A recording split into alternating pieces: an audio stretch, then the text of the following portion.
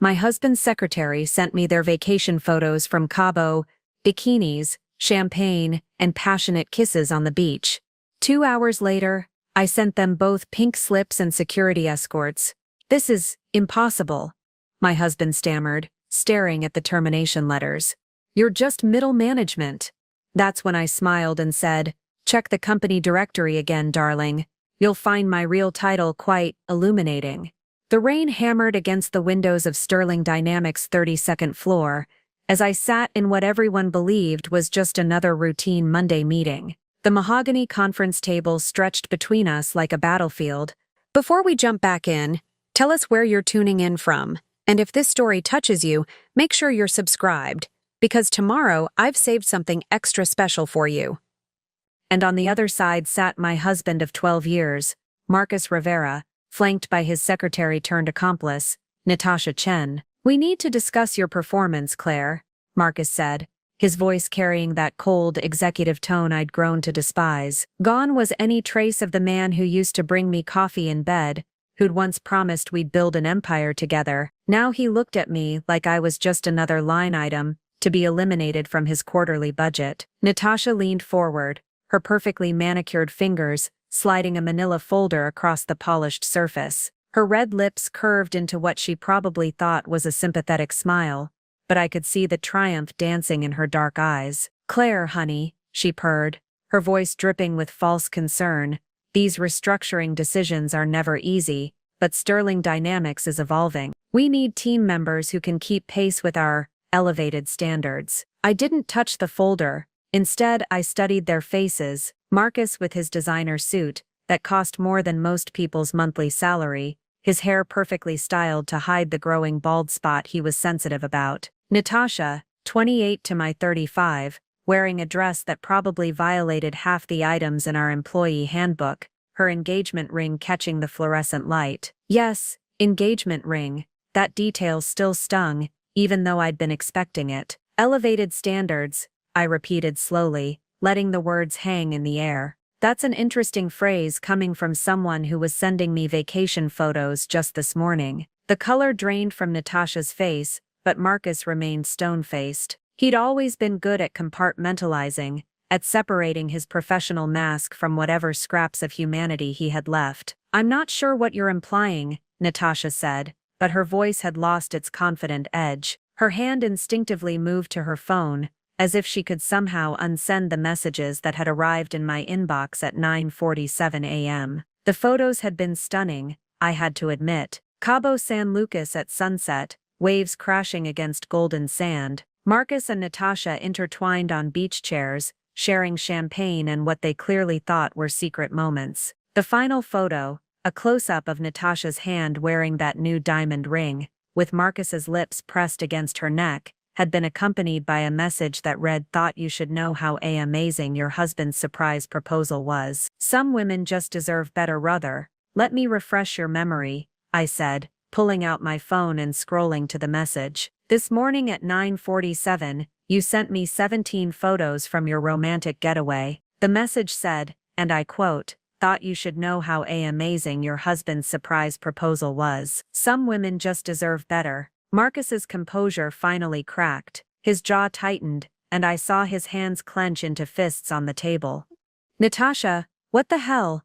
It was a mistake," she blurted out, panic creeping into her voice. "I meant to send those to my sister. The contacts got mixed up. Your sister's name is Rebecca," I said calmly. "My name is Claire. Hard to confuse a kiss with an R, don't you think? Especially when my contact in your phone is listed as Marcus's wife, which I know because you've pocket-dialed me twice during your intimate moments." The silence that followed was deafening. Marcus looked like he wanted to disappear into his ergonomic chair, while Natasha's carefully applied makeup couldn't hide the blotchy red patches spreading across her neck. "Look, Claire," Marcus finally said, attempting to regain control of the narrative. "Personal matters aside, this meeting is about business. Your position as Regional Operations Coordinator is being eliminated. The severance package is generous, 6 months' salary, continued benefits, excellent references. We're trying to make this as painless as possible." "Painless," I echoed,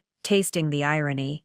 "How thoughtful of you both." Natasha had recovered enough to slide the folder closer to me. The paperwork is all standard, she said, her professional mask sliding back into place. Just sign where the yellow tabs indicate, and you can have your personal items packed and be out by end of business today. Security will assist with the transition. I looked down at the folder but didn't open it. Instead, I pulled out my own phone and began typing. The soft clicking of my nails against the screen seemed unnaturally loud in the quiet room. "What are you doing?" Marcus asked, suspicion creeping into his voice. "Oh, just sending a quick message," I replied without looking up.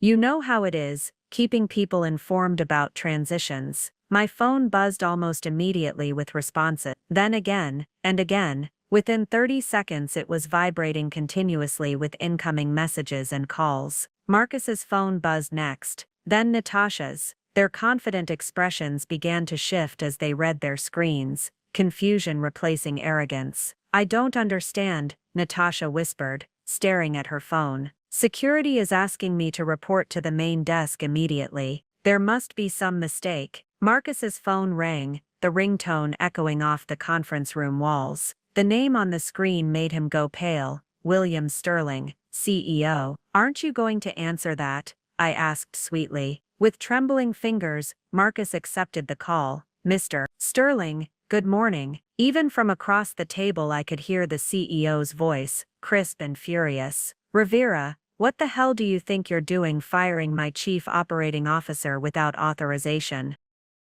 The phone slipped from Marcus's hand, clattering onto the table.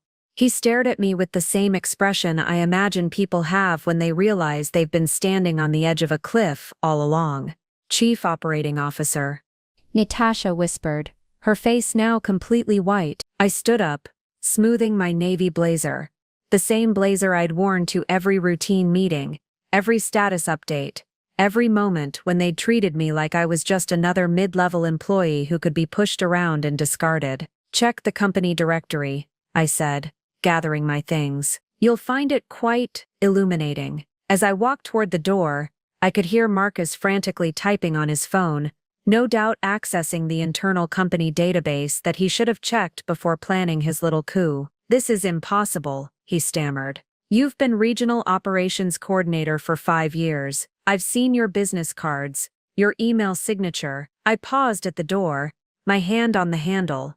"Marcus, darling, you've seen exactly what I wanted you to see. Did you really think William Sterling would leave his $30 billion company vulnerable by not having someone he trusted keeping an eye on operations? Someone who could move freely through every department, observe every decision, report directly to him without anyone suspecting." The realization hit them both like a physical blow. Natasha actually gripped the edge of the table, as if she might fall over.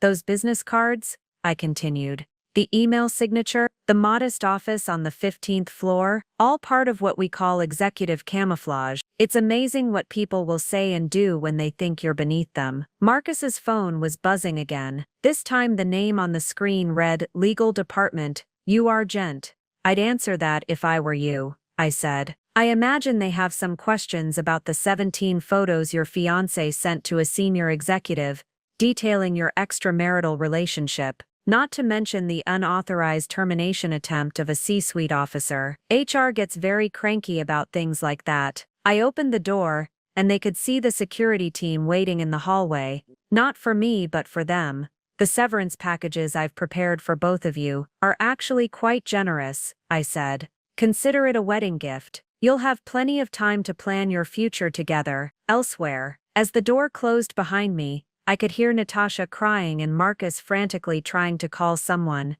anyone, who might be able to fix the unfixable mess they'd created. But there was no fixing this. They'd played their hand, and I'd been waiting 12 years to play mine. But let me take you back to that morning, just 4 hours earlier, when my entire world shifted with a single notification chime. I was sitting in my modest 15th floor office, the one Marcus and everyone else assumed belonged to a mid-level coordinator, reviewing quarterly performance reports that would later determine their fates. The Sterling Dynamics building hummed with its usual Monday morning energy. Outside my window, Seattle's skyline stretched toward Elliott Bay, the morning fog just beginning to lift. I'd chosen this office specifically. Preparing and narrating this story took us a lot of time, so if you are enjoying it, subscribe to our channel.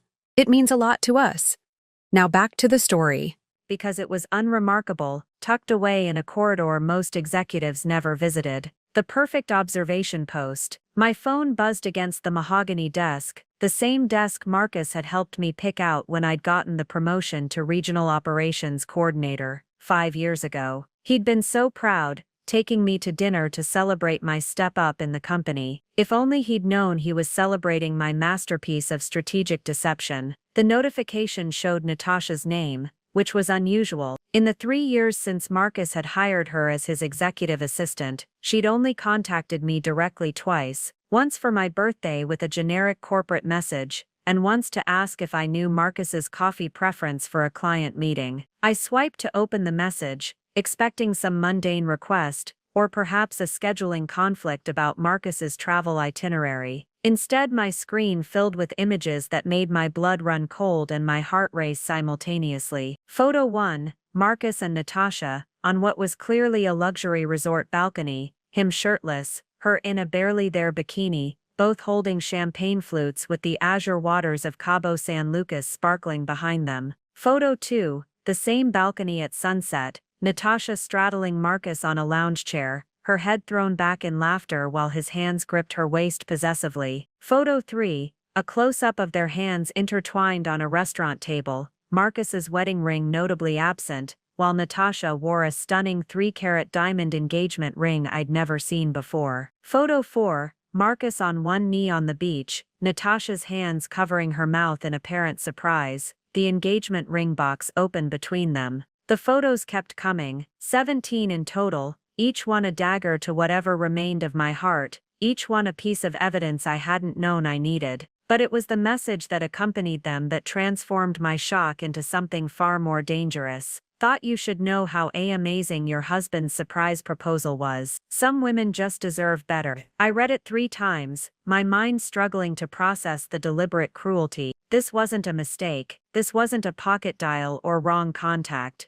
This was calculated, intentional humiliation from a woman who believed she'd already won. My hands were shaking as I set the phone down, but not from heartbreak. The shaking came from a different emotion entirely, the cold, precise fury of someone who'd been underestimated for the last time. I walked to my office window, looking down at the parking garage where Marcus's Tesla was parked in his designated spot. He'd left for his business trip to San Diego 3 days ago, kissing me goodbye at our front door, promising to bring me back something special from the coast. Apparently he'd brought back an engagement to another woman instead. The irony wasn't lost on me. For 12 years of marriage, I'd been playing a role, the supportive wife, the competent but unremarkable employee, the woman who knew her place in both the corporate hierarchy and Marcus's life. And I'd played it perfectly, so perfectly, that even my own husband had no idea who he'd actually married. I returned to my desk and opened my laptop, fingers flying across the keyboard as I accessed systems that Marcus didn't even know existed. As Chief Operating Officer, I had visibility into every department, every expense report, every personnel file. It was time to see just how deep this betrayal ran. The first red flag appeared immediately in the travel expenses. Marcus's business trip to San Diego had been paid for with company funds, charged to the client development budget. Except there were no client meetings scheduled, no business justification filed, no approval from his supposed superior, who ironically, was me. A few more keystrokes revealed that Natasha had taken personal leave for the same 3 days, but her airline ticket to Cabo had been purchased using the company's preferred vendor account. More searching showed dinner charges at Nobu Los Cabos, spa treatments at the Montage, even a helicopter tour, all charged to Sterling Dynamics' corporate credit card. My phone buzzed again. Another message from Natasha. Hope you're not too upset, sweetie. Marcus said you'd understand eventually. Some marriages just run their course. I screenshotted every message, every photo, adding them to a folder I was building on my secure drive. But I needed more than evidence of adultery and expense account fraud. I needed to understand the full scope of what they'd planned. A search through Marcus's email history, something I could access through the executive administrative override, revealed the truth in painful detail. The affair had been going on for 8 months, but more damaging were the email chains between Marcus and several other employees, including Natasha, discussing my upcoming departure from the company. Claire's gotten too comfortable, Marcus had written to his friend Jake in marketing. She thinks because she's married to me, her position is secure. Time to remind her how the real world works. Natasha had been even more explicit.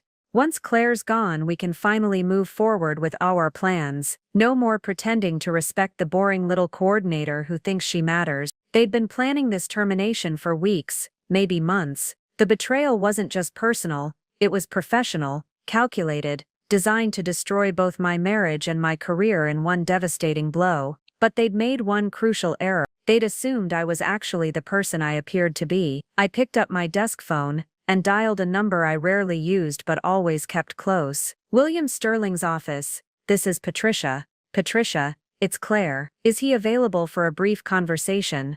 Of course, Miss Rivera. He's always available for you. Let me put you through. The line clicked, and William's familiar voice filled my ear. Claire, perfect timing. I was just reviewing the Q3 performance reports you sent over. Exceptional work as always. Thank you, William. But I'm calling about a different matter. I need to activate Protocol 7.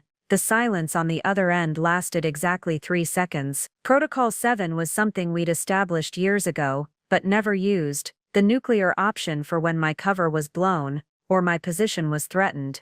Are you certain? William asked, his tone shifting to deadly serious. Once we activate that protocol, there's no going back. I'm certain. Marcus and his secretary are attempting to terminate me this morning. They've been planning it for months while conducting an extramarital affair on company time and expense accounts. Jesus Christ, how did they find out who you really are? They didn't. They still think I'm just regional operations coordinator. That's what makes this so perfect. I could hear William's chair creaking as he leaned back, and I could picture him rubbing his temples the way he did when he was thinking through complex problems. Send me everything you have, he said finally. Photos, emails, expense reports, the works. How do you want to handle the reveal? I looked at my phone, at Natasha's smug messages, at the photos of my husband proposing to another woman with my marriage still legally intact. They've called a meeting for 10 a.m. to terminate me. I want to let them go through with it, let them think they've won. Then we drop the hammer. Claire,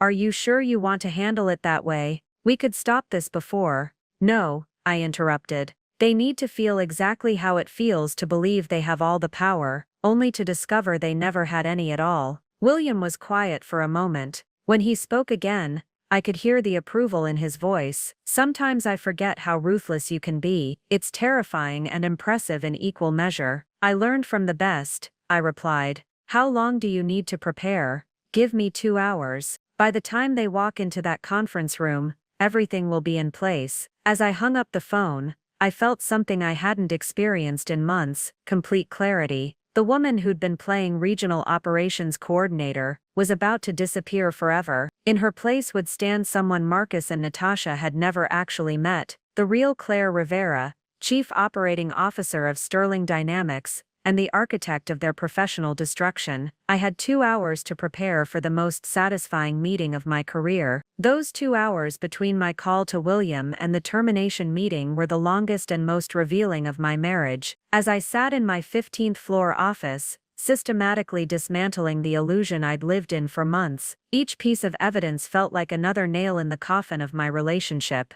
I started with Marcus's email account, something I'd never violated before despite having administrative access. The first folder that caught my attention was labeled Personal Projects, a euphemism that made my stomach turn. The earliest message in the thread, dated back 11 months, long before I'd suspected anything was wrong. It was from Natasha to Marcus. Your presentation today was incredible. I've never seen someone command a room like that. You're wasted in your current position. Marcus's response made me wince. Thanks, Nat.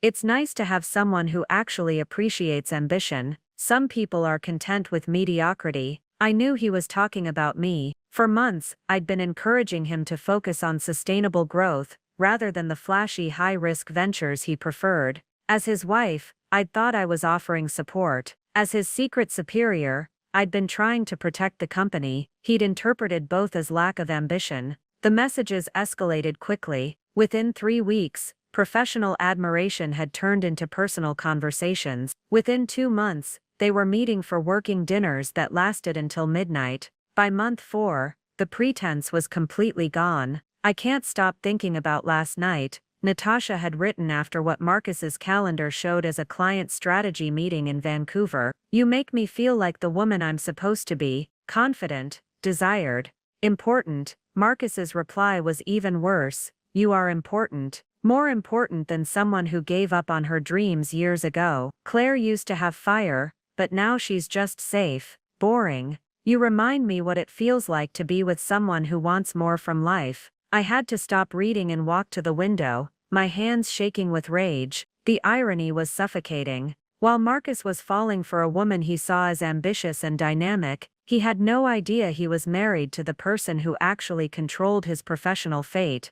But the personal betrayal was only the beginning. As I dug deeper into their communications, I discovered they'd been planning my professional destruction almost as long as their affair had been going on. The problem, Marcus had written to Natasha 6 months ago, is that Claire's too embedded in the company culture. People like her. She's been here 5 years, has relationships throughout the organization. We need to be strategic about this. Natasha's response revealed a calculating mind I'd never suspected. "What if we start documenting performance issues? Nothing dramatic, just little things. Missed deadlines, communication problems, failure to adapt to new initiatives. Build a paper trail that justifies the termination." My blood ran cold as I realized what they'd been doing. For months, they'd been sabotaging my projects and then documenting the failures they'd caused. The delayed reports I'd been blamed for, Natasha had been intercepting my submissions and holding them for days before forwarding them. The communication issues with other departments, she'd been editing my messages to make them seem dismissive or unclear. But Marcus's next message revealed the true scope of their plan. "Once Claire's gone, we can restructure her entire division. I've got 3 guys from my MBA program who could take over her responsibilities for half the cost. We bring them in as consultants initially, then transition them to permanent positions once the dust settles." They weren't just planning to fire me, they were planning to dismantle everything I'd built in my 5 years of camouflaged leadership. The sustainability initiatives that had saved the company millions in environmental compliance costs.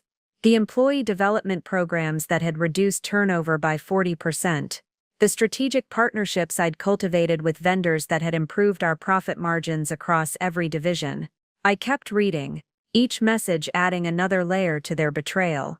Natasha had been feeding Marcus information about other employees, identifying who was loyal to me and who might be turned. She'd been monitoring my calendar, my meetings, even my conversations with other executives. "Claire's been spending a lot of time with Diana from legal," she'd written 2 months ago. "They had lunch 3 times last week. Should we be concerned?" Marcus's response showed his paranoia. "Diana's ambitious. She might be positioning herself for Claire's job. We should keep an eye on that relationship." They had no idea that Diana and I had been working on a comprehensive review of executive compensation packages, a project that would have revealed Marcus's inflated salary and questionable expense claims long before the Cabo trip. But it was the most recent email thread that truly broke my heart. It was from just last week, while I'd been at my grandmother's funeral in Portland. "Perfect timing with Claire being out of town," Marcus had written. "We can finalize the termination paperwork and schedule the meeting for Monday. By the time she gets back, everything will be in place." Natasha's response was gleeful. "I can't wait to see her face when she realizes it's over. She's been walking around like she owns the place for too long. Time for a reality check." Marcus's final message in the thread was the most damning.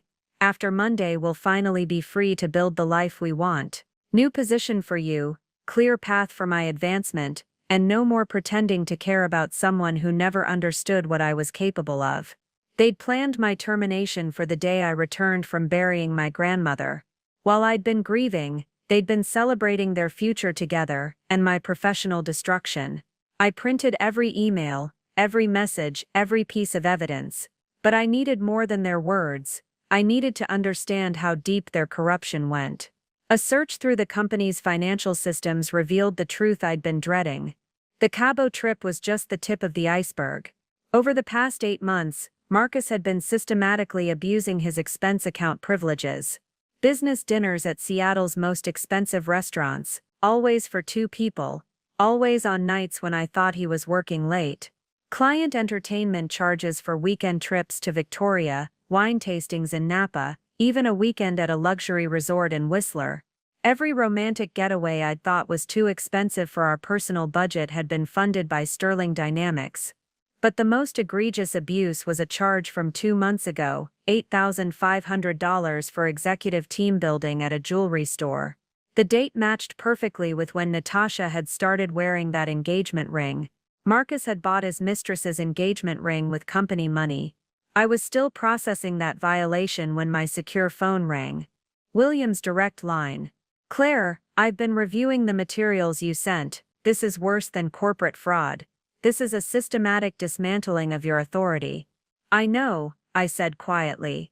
"They've been planning this for months. Maybe longer." The legal team is furious.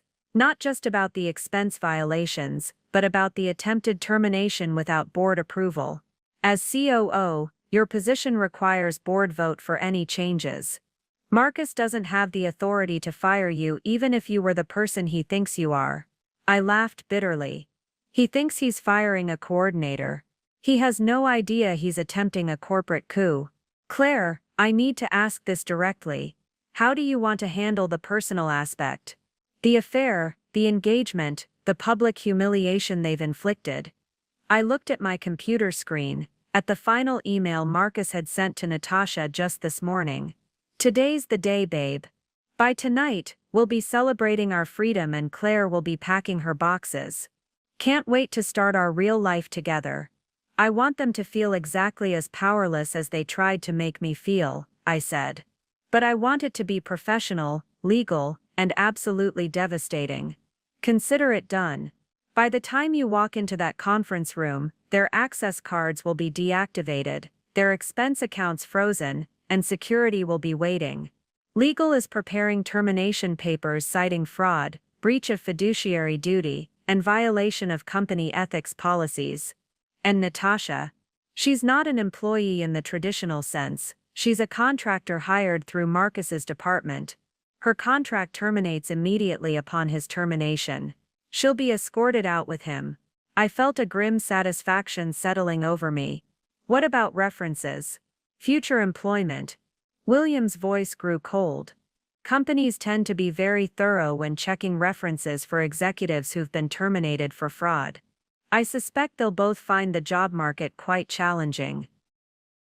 After hanging up, I sat in my office for several more minutes, looking out at the Seattle skyline. In 90 minutes, I would walk into that conference room as Claire Rivera, Regional Operations Coordinator. I would leave as Claire Rivera, Chief Operating Officer, architect of the most justified corporate termination in Sterling Dynamics history.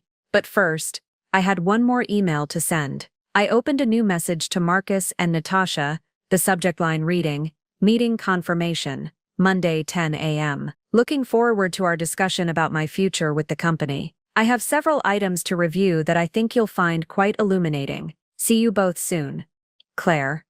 I hit send, and began gathering the evidence files I'd prepared. In exactly 90 minutes, Marcus and Natasha would discover that underestimating someone is the most expensive mistake you can make in corporate America. They thought they were about to fire a coordinator. They were about to be destroyed by a chief operating officer. To understand how perfectly Marcus had walked into his own destruction, you need to know how I became the ghost in Sterling Dynamics' machine. The story began 7 years ago, not with ambition or corporate ladder climbing, but with a conversation that would reshape my entire life. I was working as a senior analyst at Morrison & Associates, a mid-tier consulting firm, where I'd spent 3 years after my MBA. The work was solid but uninspiring, helping companies optimize their supply chains and reduce operational costs. I was good at it, maybe even exceptional, but I felt like I was solving the same problems over and over again for clients who implemented half my recommendations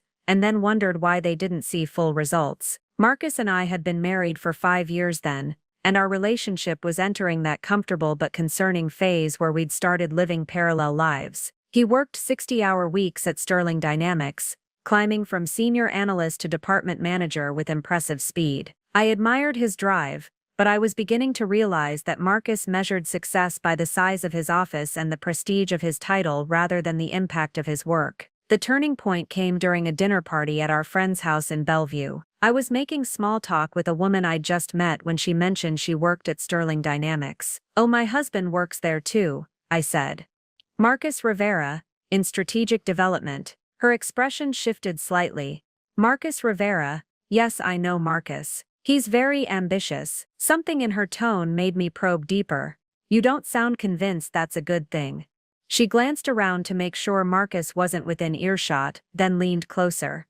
"Look, I probably shouldn't say this, but Marcus has a reputation for taking credit for other people's work. There was an incident last month where he presented a cost reduction strategy that was almost identical to something our operations team had proposed 6 months earlier. Word gets around in a company like Sterling." I felt my stomach drop, but I kept my expression neutral. Maybe it was just a coincidence. Similar problems, similar solutions. "Maybe," she said. But her skeptical look told me she didn't believe it any more than I did. That night, I lay awake thinking about Marcus's recent promotion and the glowing reviews he'd been getting from his superiors. I'd always been proud of his success, but now I couldn't shake the feeling that I didn't really know the man I'd married. At least not the professional version of him. Over the next few weeks I started paying more attention to Marcus's work stories. The brilliant insights he claimed to have during meetings, the innovative solutions he'd proposed that had impressed senior management, the strategic initiatives he'd spearheaded that were saving the company money. As someone who spent her days analyzing business processes, I began to notice patterns that troubled me. Marcus was ascending fast, too fast for someone who'd shown little strategic thinking during our years together. At home, he relied on me to balance our checkbook, plan our investments, even decide which insurance policies to buy. Yet at work, he was apparently a visionary leader capable of transforming entire business units. The truth revealed itself 3 months later when Marcus came home unusually excited about a presentation he'd given that day. "I absolutely nailed it," he said,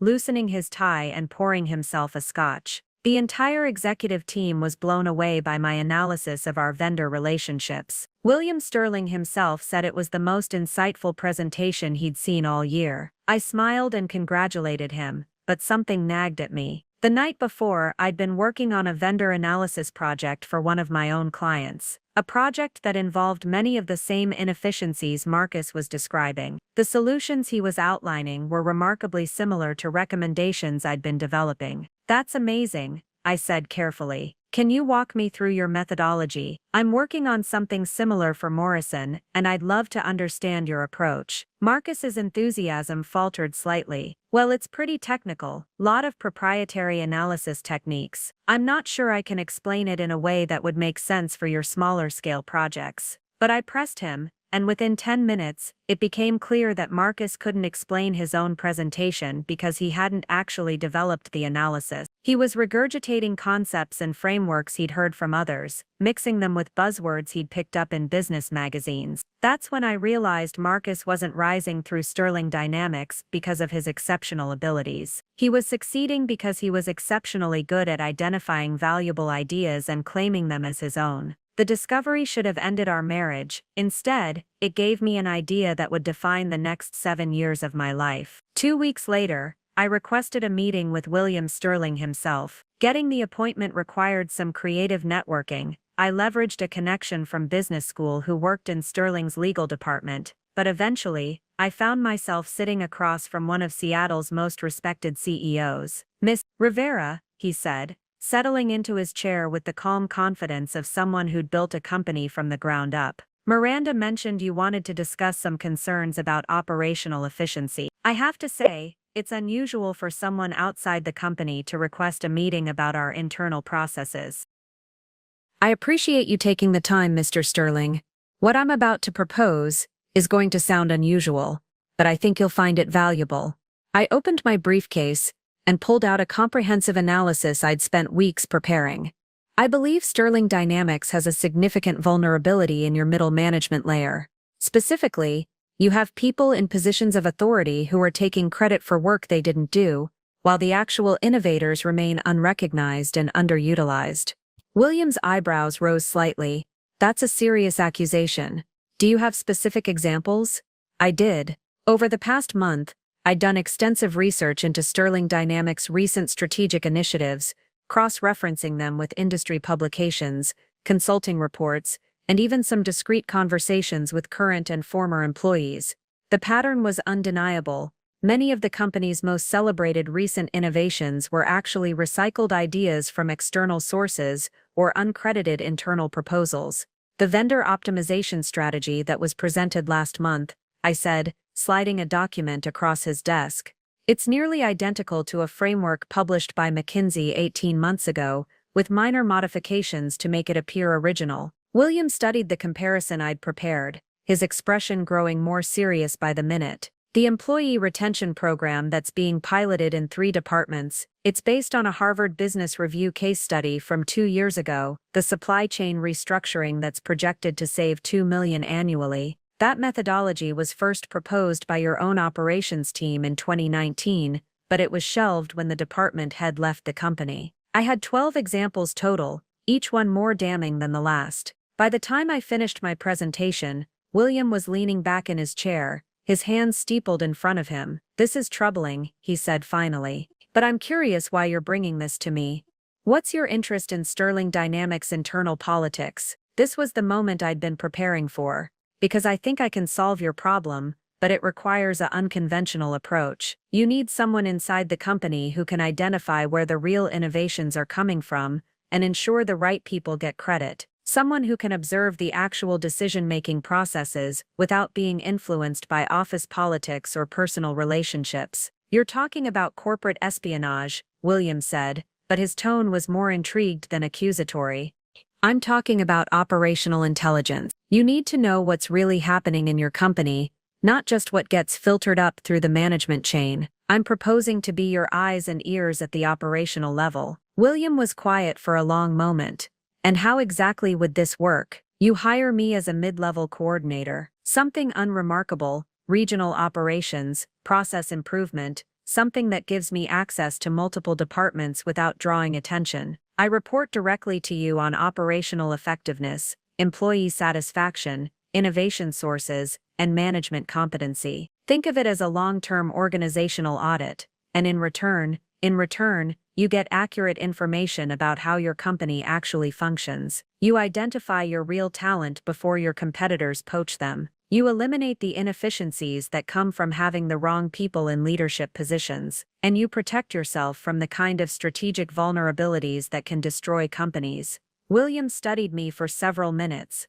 "There's one obvious complication with this arrangement. Your husband works here." "That's not a complication," I said. "That's an advantage. Marcus will never suspect that his wife is anything more than what she appears to be. It's the perfect cover. You realize what you're proposing could destroy your marriage if he ever finds out." I thought about Marcus's excitement when he described stealing other people's work, his casual dismissal of the people whose ideas he'd appropriated, his growing arrogance as he climbed the corporate ladder on borrowed insights. "Mr. Sterling," I said, "I think my marriage might already be destroyed. I'm just the only one who knows it yet." 2 weeks later, I started at Sterling Dynamics as Regional Operations Coordinator, reporting directly to William Sterling through a private communication channel that appeared on no organizational chart. My official supervisor thought I was just another mid-level employee. My husband thought I'd taken a step down from consulting to have better work-life balance. Only William and I knew that I'd actually become the most powerful person in the company that no one had ever heard of.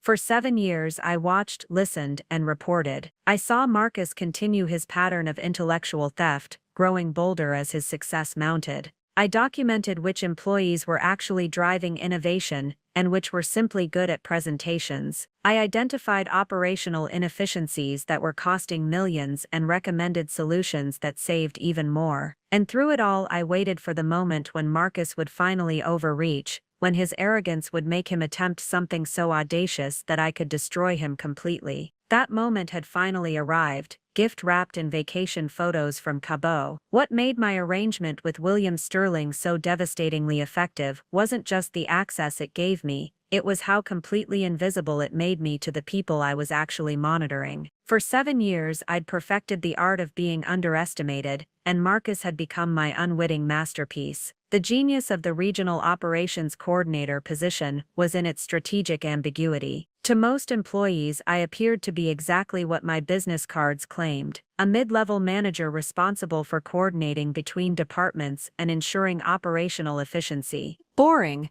administrative, forgettable. But that title gave me something more valuable than any executive suite: unlimited access without suspicion. I could attend meetings across every division, review financial reports from multiple departments, and ask detailed questions about processes and personnel without anyone wondering why I cared. After all, coordination requires understanding, and understanding requires information. The real brilliance, though, was in how William and I structured my reporting relationship. Officially, I reported to Jennifer Walsh, the Vice President of Operations, a competent but overwhelmed executive who was grateful to have someone handle the administrative details she didn't have time for.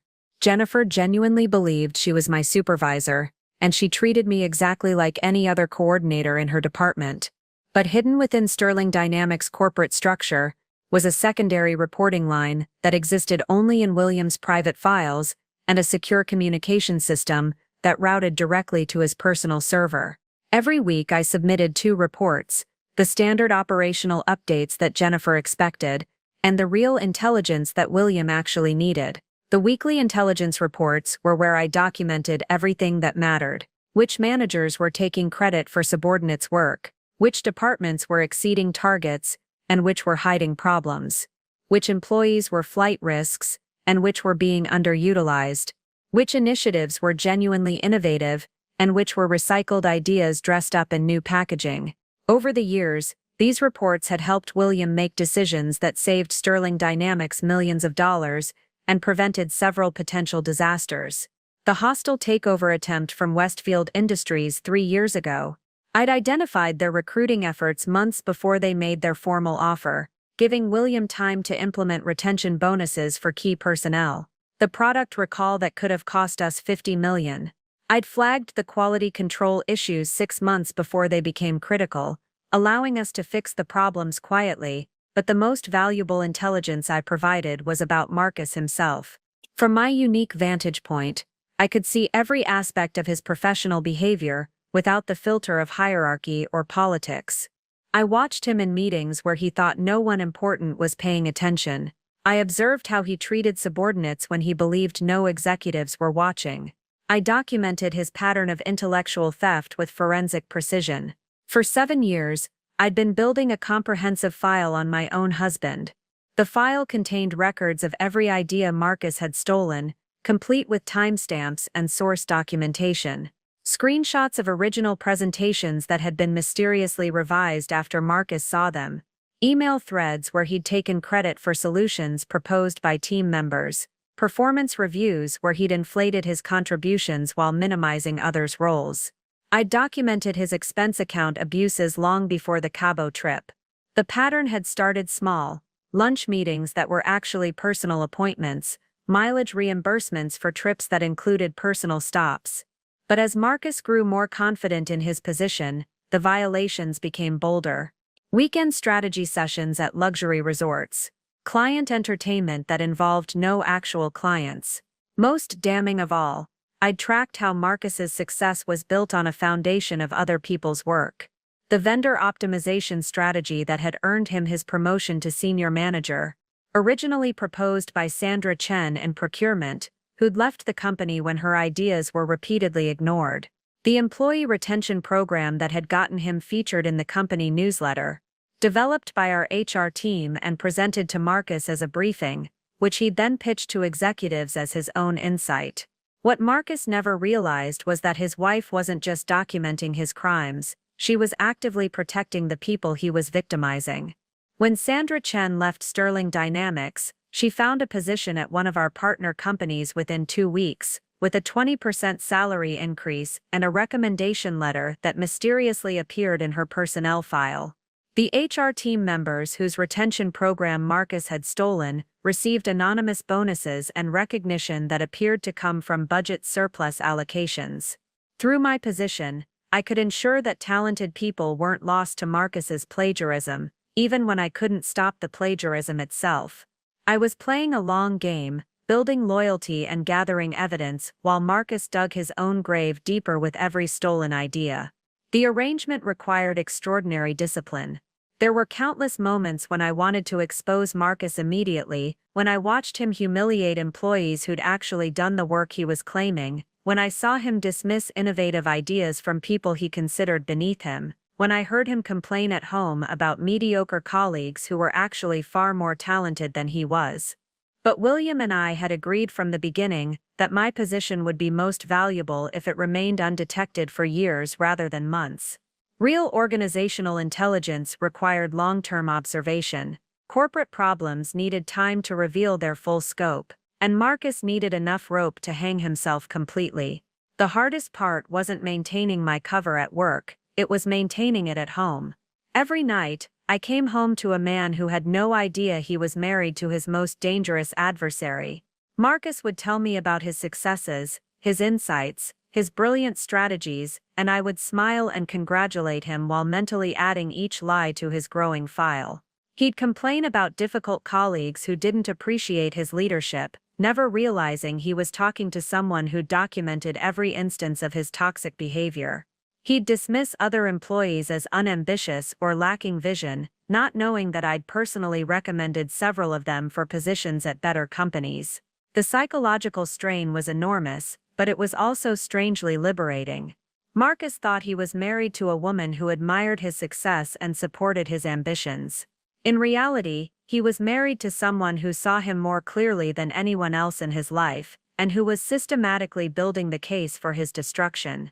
As I sat in my office that Monday morning, reviewing the evidence I'd spent 7 years collecting, I realized that Marcus had finally given me the perfect opportunity to reveal who I really was. The vacation photos from Natasha weren't just evidence of adultery, they were the final piece of a puzzle that would destroy everything Marcus had built on lies. For 7 years, I'd been the ghost in Sterling Dynamics' machine, invisible but omnipresent. In a few hours, Marcus and Natasha would discover that the woman they'd tried to eliminate was actually the most powerful person in the building. The student was about to become the teacher, and the lesson was going to be devastating.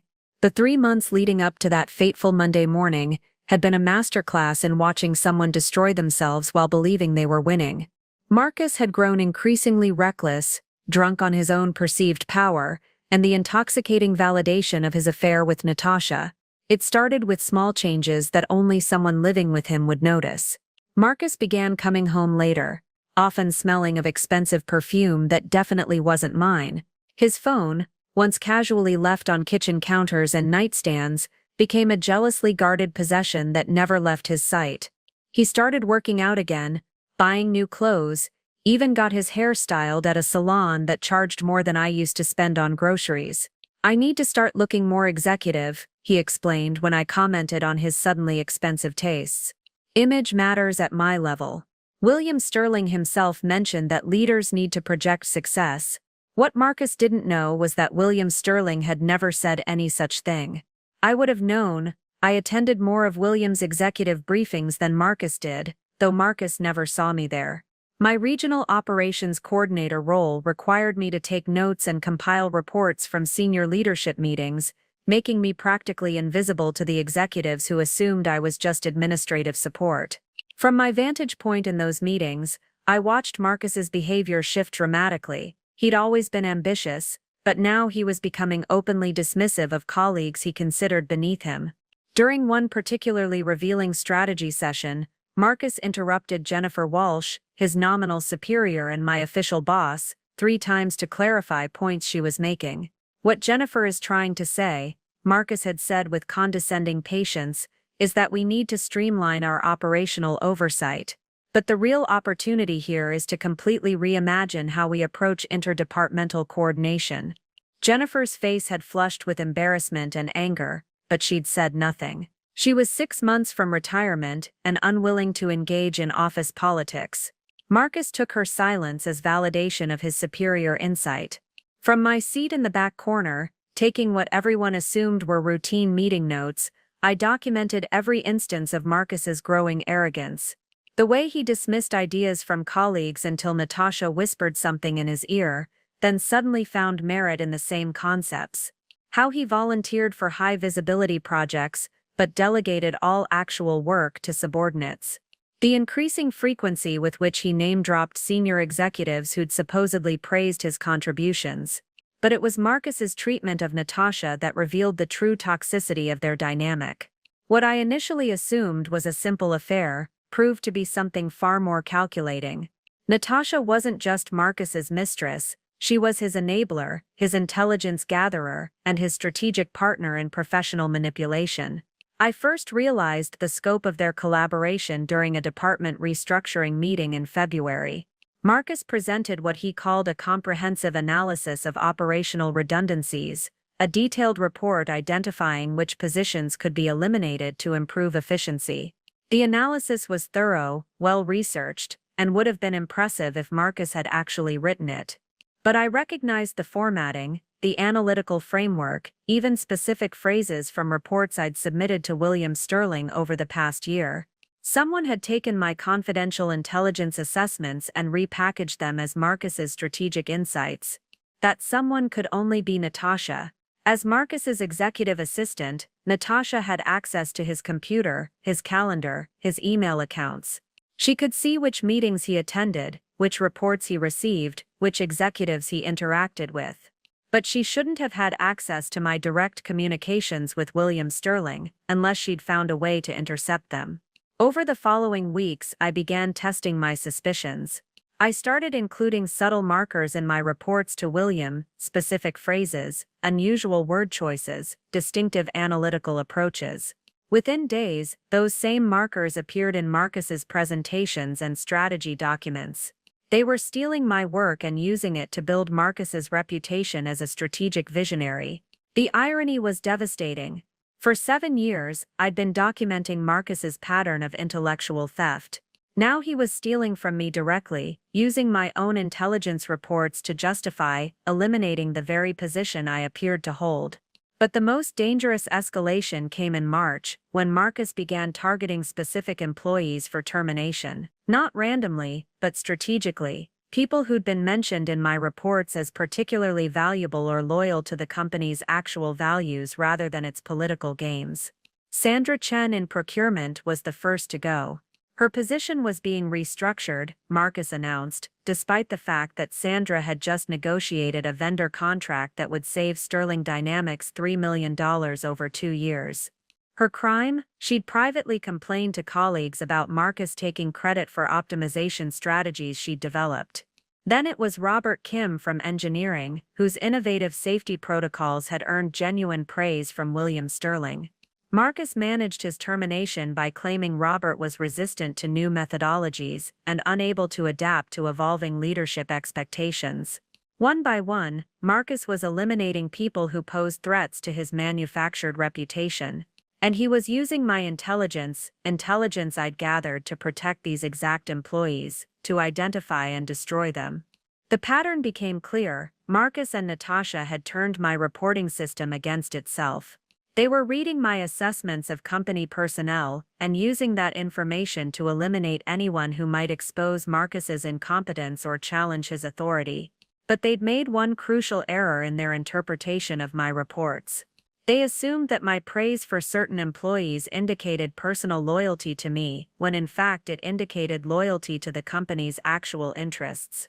They thought they were eliminating my allies, when they were actually destroying Sterling Dynamics' most valuable human resources.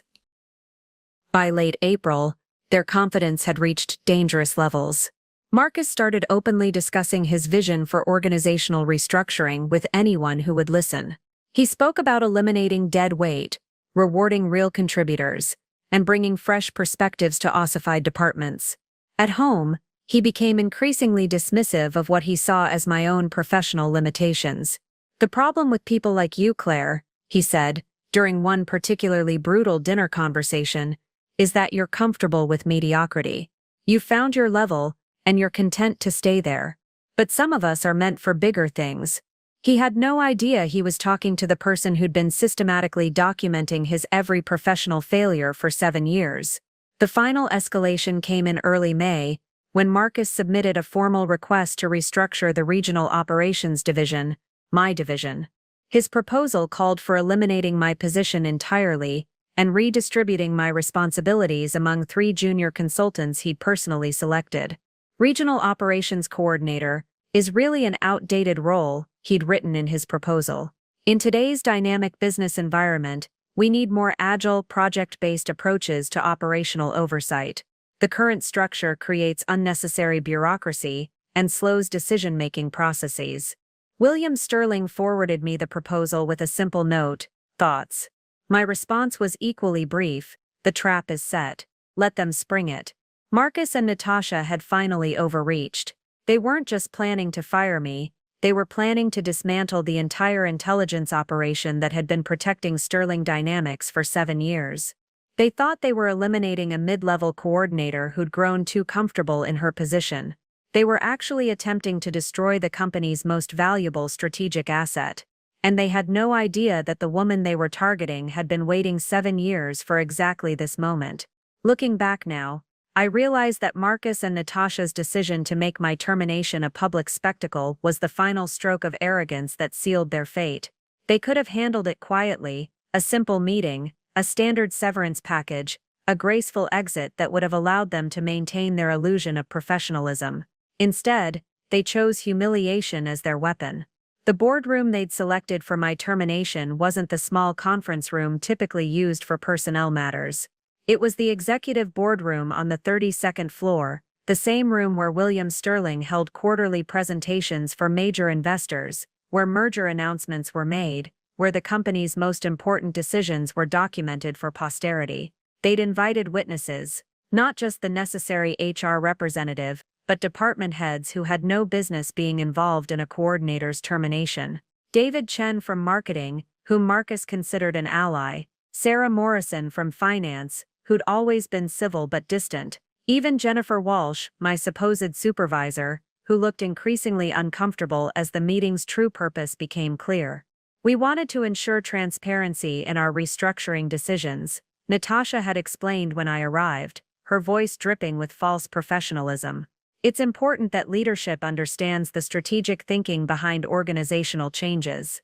What she really meant was that they wanted an audience for my humiliation. They wanted witnesses to watch Marcus demonstrate his power, to see the wife who'd supposedly been coasting on her marriage finally get what she deserved. Marcus had prepared a presentation, actual slides, complete with charts and bullet points, outlining why my position was redundant in the current operational framework. He'd spent hours crafting what amounted to a professional assassination, dressed up in corporate speak and business school terminology. Regional coordination roles made sense in Sterling Dynamics' earlier phase, Marcus explained to the assembled executives, advancing to a slide titled Operational Efficiency Through Strategic Restructuring. But as we've evolved into a more agile project-based organization, these administrative positions create bottlenecks rather than solutions. I sat perfectly still, my hands folded in my lap, watching him deliver what he clearly believed was a masterpiece of strategic analysis. The irony was suffocating. Marcus was using frameworks I'd developed, insights I'd provided in my intelligence reports, to justify eliminating the position that had generated those very insights. Claire has been a dedicated employee, he continued, his tone suggesting this was a generous concession. But dedication without strategic value isn't enough in today's competitive environment. We need to be ruthless about eliminating positions that don't directly contribute to revenue generation or operational excellence.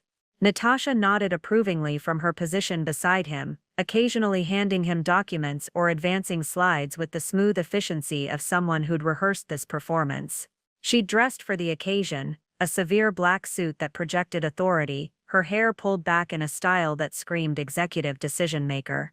The engagement ring caught the light every time she moved her hands, a deliberate reminder of her new status in Marcus's life. The financial analysis is particularly compelling, Marcus said, advancing to a slide that broke down my salary, benefits, and associated overhead costs. By eliminating this position and redistributing responsibilities to existing team members, we can achieve immediate cost savings of approximately $180,000 annually, while actually improving operational efficiency through more direct reporting relationships. It was a masterful presentation in its way, thorough, well-reasoned, and completely convincing if you didn't know the truth about who was actually responsible for Sterling Dynamics' operational efficiency. Marcus had taken 7 years of my work and used it to justify my own termination. The assembled executives shifted uncomfortably in their chairs. David Chen kept glancing at his phone, clearly wishing he was anywhere else. Sarah Morrison took notes obsessively, perhaps sensing that she was witnessing something that would require careful documentation later. Jennifer Walsh looked increasingly pale, realizing that her own authority was being undermined by Marcus's obvious assumption of control over her department. Of course, we want to handle this transition with appropriate sensitivity, Natasha interjected smoothly. Claire will receive a generous severance package, 6 months' salary, continued benefits, and excellent references. We're not heartless, we simply need to make decisions based on business reality rather than personal relationships. The phrase personal relationships hung in the air like an accusation. Everyone in the room understood the implication that I'd been protected by my marriage to Marcus, that my position had been charity rather than merit, that this termination was long overdue justice rather than corporate betrayal. Marcus leaned back in his chair with visible satisfaction. Are there any questions about the strategic rationale behind this decision? The silence that followed was deafening. None of the assembled executives were willing to challenge what appeared to be a well-researched, thoroughly justified business decision. They were witnessing what they believed was Marcus Rivera finally demonstrating the tough leadership decisions that senior management required. What they were actually witnessing was the most spectacular display of corporate hubris in Sterling Dynamics history. I do have one question, I said quietly, speaking for the first time since the presentation began. Has this restructuring decision been approved by the appropriate senior leadership? Marcus's confident expression flickered slightly. As department head overseeing strategic operations, I have the authority to make staffing decisions that align with our operational objectives. I see, I replied, pulling out my phone. And you're confident that this decision won't require any additional approvals or consultations? Absolutely, Natasha said quickly, perhaps sensing some subtle shift in the room's dynamics. Marcus has done his due diligence. All necessary protocols have been followed. I nodded slowly, then began typing on my phone. The soft clicking of my fingers against the screen seemed unnaturally loud in the suddenly tense boardroom. What are you doing? Marcus asked, his voice carrying the first hint of uncertainty I'd heard all morning. Oh, just sending a quick message, I replied without looking up. You know how it is, keeping people informed about transitions. My phone buzzed almost immediately with a response. Then again, and again. Within 30 seconds it was vibrating continuously with incoming messages and calls. David Chen's phone buzzed next, then Sarah Morrison's, then Jennifer Walsh's. The executives began checking their devices with growing confusion, their composed expressions shifting to concern as they read whatever messages were appearing on their screens. I don't understand, Jennifer whispered, staring at her phone. Why is security asking all department heads to remain in the building? There must be some mistake. Marcus's phone rang, the sound cutting through the boardroom's growing tension like a knife. The name on the screen made him go visibly pale. William Sterling, CEO. Aren't you going to answer that?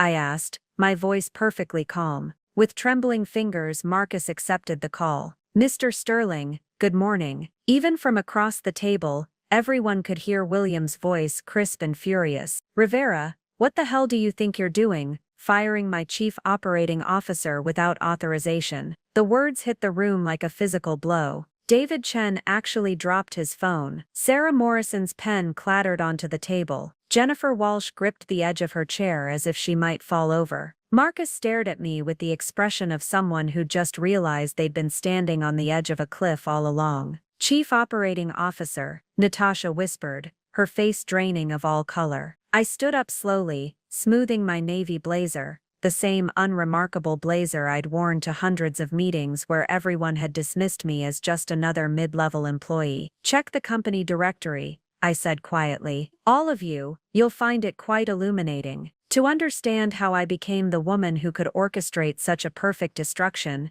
you need to know about the moment that changed everything. Not just my marriage or my career, but my entire understanding of power and how it really works in corporate America." It was September 15, 2018. I remember the date exactly because it was the day my grandmother died, and it was also the day I first realized that my husband was not the man I thought I'd married. I was sitting in Mercy General Hospital in Portland, holding my grandmother's hand as she slipped away peacefully in her sleep. Dorothy Rivera had been my hero, a woman who'd built a small but successful catering business from nothing in the 1960s, who'd raised 4 children while running a company, who'd taught me that true strength comes from seeing clearly and acting decisively. "Promise me something, Claire," she'd whispered during one of our last conversations. "Never let anyone make you smaller than you are. The world will try. Men especially will try. But you're stronger and smarter than most of them. Don't you ever forget that." I'd promised, not knowing how prophetic her words would prove to be. Marcus had flown down for the funeral, playing the role of the supportive husband perfectly. He held my hand during the service, spoke beautifully about my grandmother's influence on our family, and charmed my relatives with stories about his success at Sterling Dynamics. To everyone watching, we were the perfect couple, successful, ambitious, deeply in love.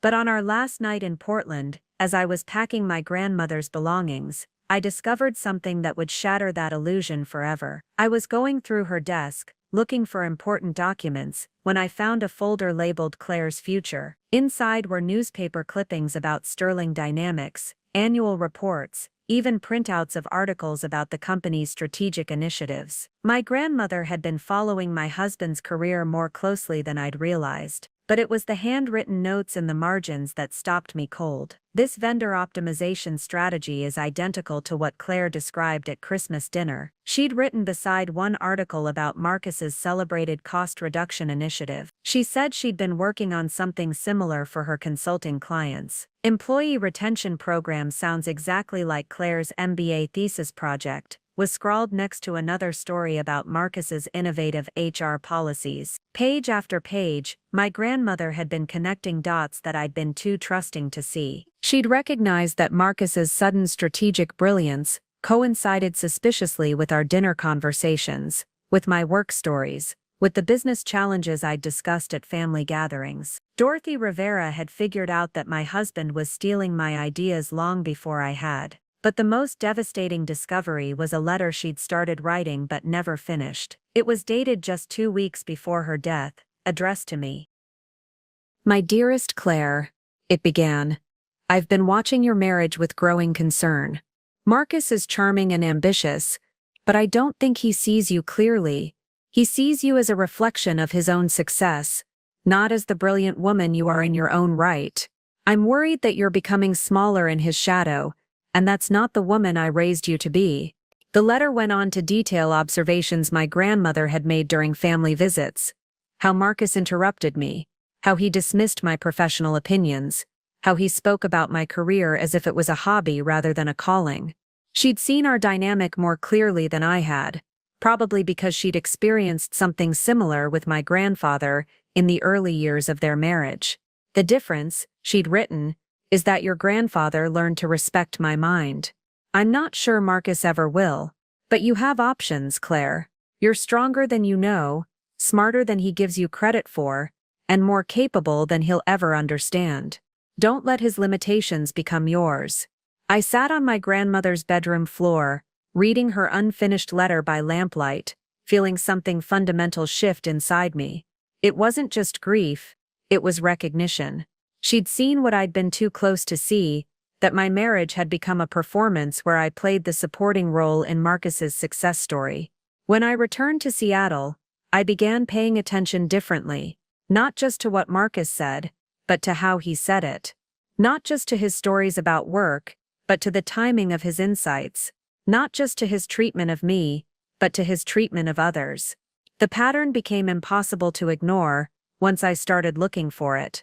Marcus's presentation about supply chain optimization, delivered just 3 days after I'd explained those exact concepts to him over dinner.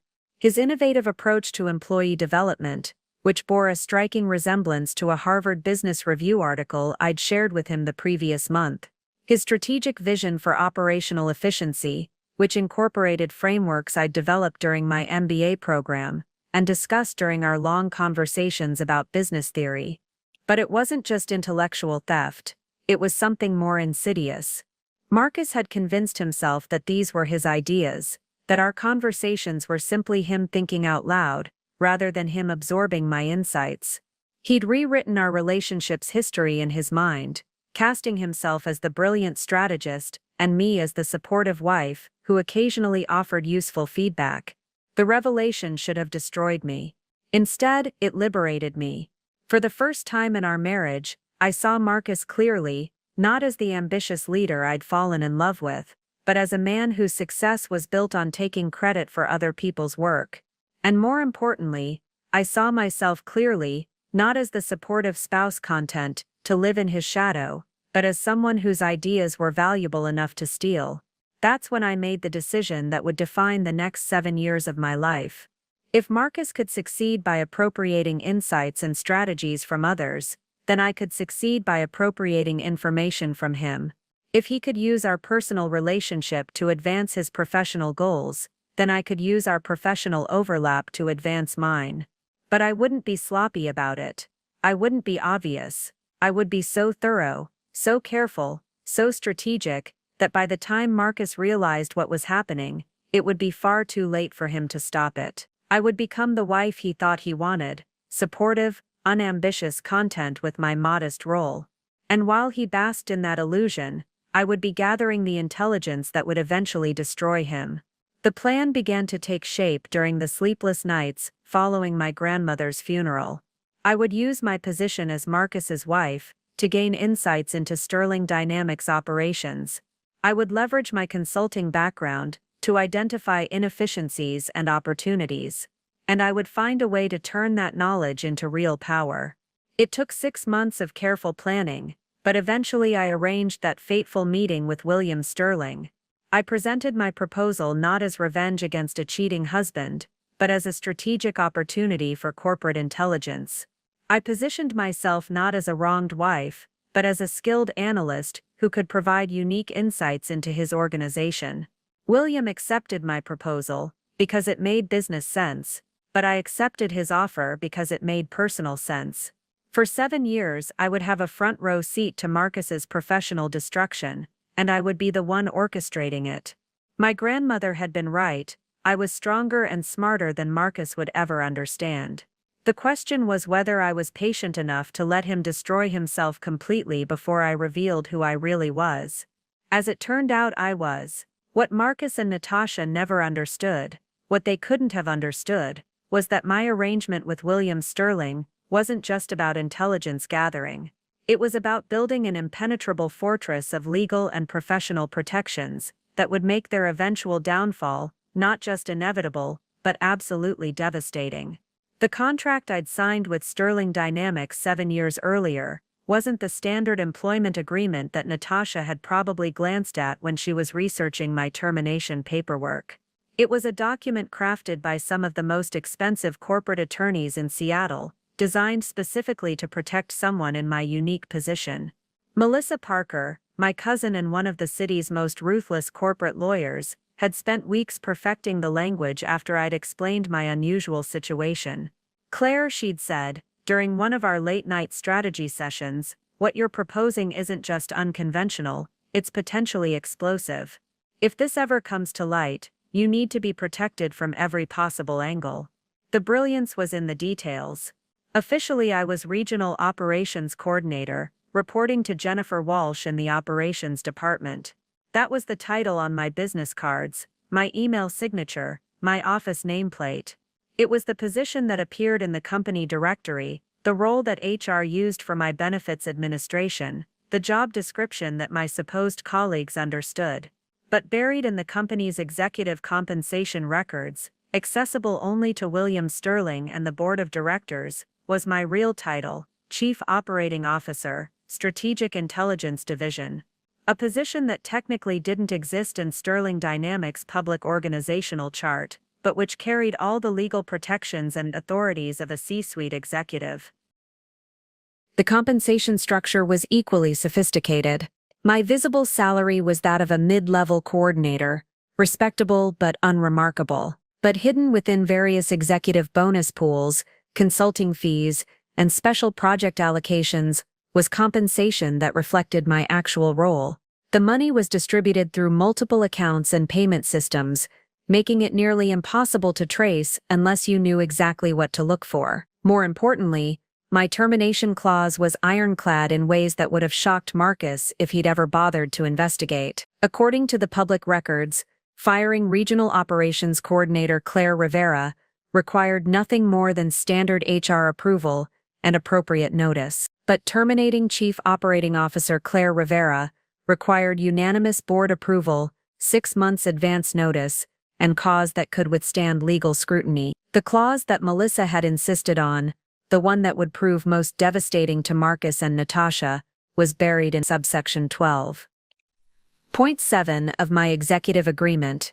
Any attempt to terminate the COO position without proper authorization automatically triggers a comprehensive audit of all personnel decisions made by the acting management team, with particular focus on conflicts of interest, expense account violations, and unauthorized appropriation of company resources. In other words, the moment Marcus signed those termination papers, he'd unknowingly activated a legal time bomb that would detonate his entire career. But the protection mechanisms went far beyond contracts and legal language. Over 7 years, I'd been building a network of allies and evidence sources throughout Sterling Dynamics that would have impressed any intelligence professional. Take Patricia, William Sterling's executive assistant. To most employees, she was just another administrative professional, efficient, discreet, utterly unremarkable. But Patricia had been with Sterling Dynamics for 15 years, and she developed an encyclopedic knowledge of the company's operations. More importantly,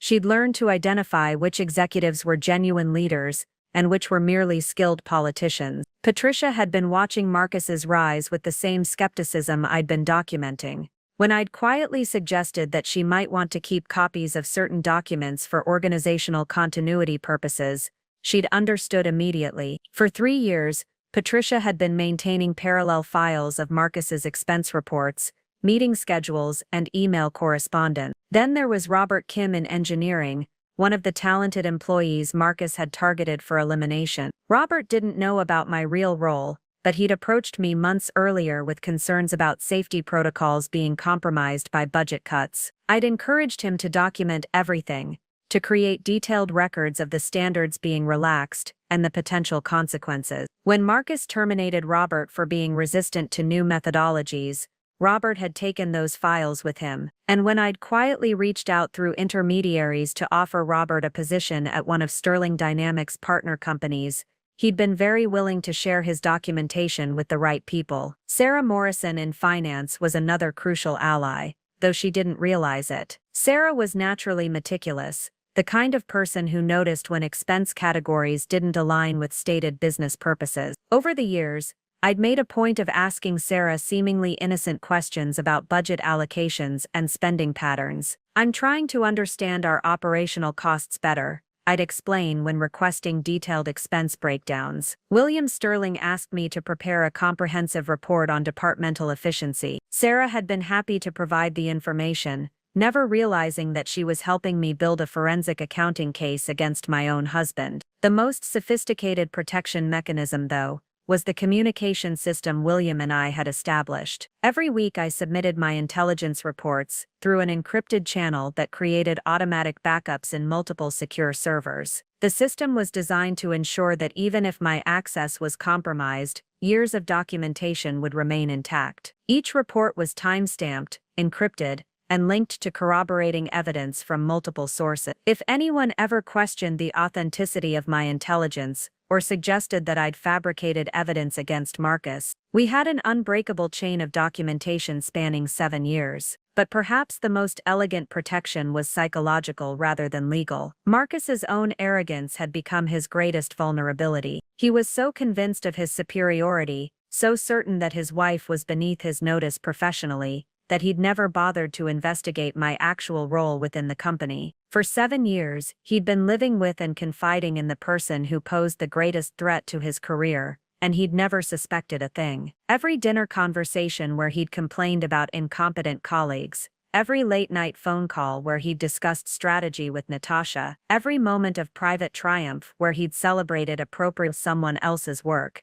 I'd been there, listening, documenting, building the case for his destruction. The morning of my termination, as I'd sat in my office preparing for the confrontation that would end Marcus's career, I'd reviewed the protection mechanisms one final time. The contracts were solid, the evidence was overwhelming, the allies were positioned, the legal safeguards were triggered. Marcus and Natasha thought they were firing a mid-level coordinator who'd grown too comfortable in her position. They were actually attempting to destroy someone who'd spent 7 years building the most comprehensive corporate intelligence operation in Sterling Dynamics history. They'd brought knives to a gunfight, and they didn't even know the battle had already begun. The 30 minutes that followed William Sterling's explosive phone call were a masterclass in watching arrogance crumble into panic. As Marcus fumbled with his phone, trying to end the call that had just destroyed his world, I could see him mentally scrambling to understand how his carefully orchestrated termination had become his own professional execution. "This has to be some kind of mistake," Marcus stammered, his voice barely above a whisper. "Claire,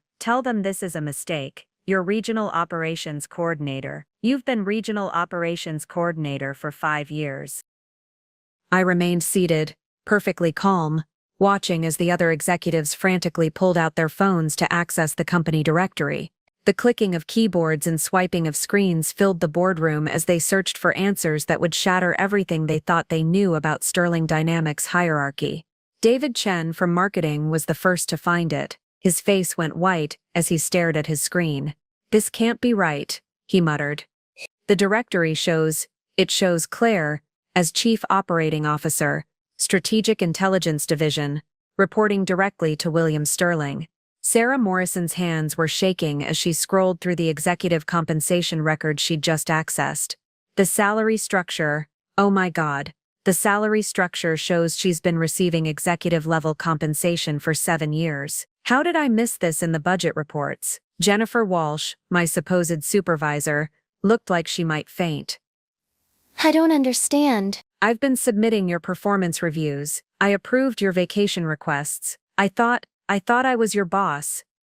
"You were," I said gently. "At least that's what your records showed." William and I decided it was important to maintain operational security. "You've done nothing wrong, Jennifer. You've been an excellent cover." The word cover hit the room like a physical blow. The executives who'd just witnessed what they believed was my professional humiliation were beginning to realize they'd actually witnessed the unmasking of the most powerful person they'd never known existed. Marcus's phone rang again. This time he didn't hesitate to answer, his desperation evident in how quickly he grabbed for it. "Mr. Sterling," he said, his voice cracking. "There's clearly been some confusion here. Claire is my wife. She's regional operations coordinator. She's been—" "Shut up," William's voice cut through the boardroom like a blade. Even through the phone speaker, his fury was palpable. "Do not speak. Do not explain. Do not move from that room. Security is on their way up, and you're going to remain exactly where you are until they arrive." "But sir,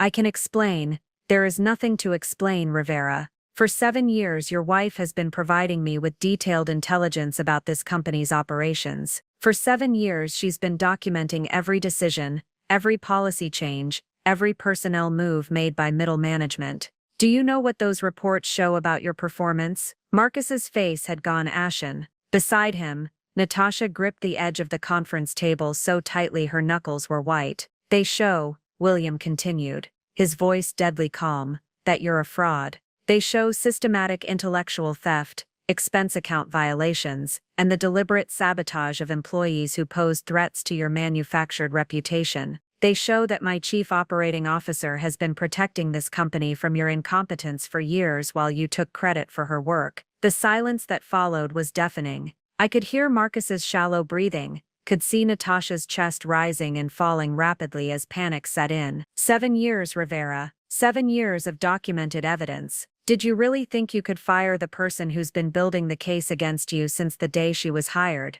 That's when the first security guards appeared at the boardroom door, not the usual corporate security that escorted terminated employees to their cars, but serious men in dark suits who moved with the efficiency of professionals accustomed to handling sensitive situations. "Mr. Sterling," the lead security officer said, speaking to my phone since William was still on the line. "Building is secured. Legal team is standing by. How do you want to proceed? Escort Mr. Rivera and Miss Chen to conference room B on the 20th floor." William's voice came through clearly. "They're to remain there until legal arrives. No phone calls, no communication with anyone outside that room. Their access cards have been deactivated, their computers locked, their expense accounts frozen." Marcus started to protest, but the security officer's raised hand silenced him immediately. "Ma'am," the officer said, turning to me with obvious respect, "Mr. Sterling requests that you remain here with the department heads. He's on his way up to address the situation personally." As Marcus and Natasha were escorted from the room, Natasha looking back over her shoulder with an expression of pure terror, the remaining executives sat in stunned silence. Jennifer Walsh was the first to speak.